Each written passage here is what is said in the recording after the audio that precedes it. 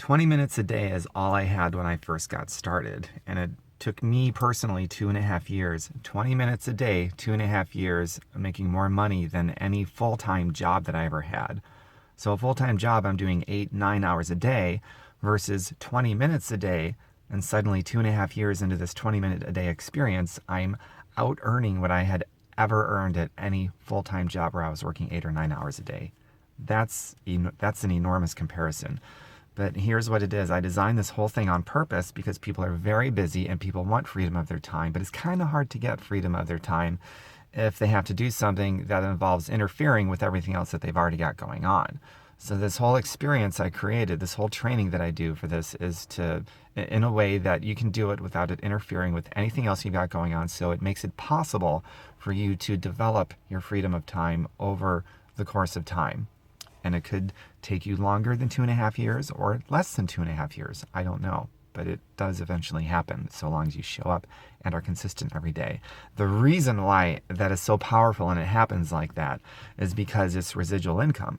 So now you transition from trading your time for money, which is what you're doing at a job. You never get ahead that way, to investing your time. You make little deposits of your time that you're investing into a residual income, even if it's just 20 minutes a day, half hour, hour a day.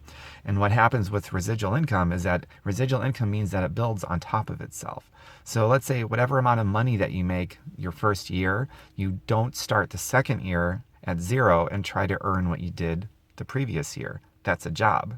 You never get ahead that way. Instead, it builds on top of itself. And that is exactly how, in just 20 minutes a day, I was able to out earn what I was doing at 8 or 9 hours a day at any full-time job I've ever had.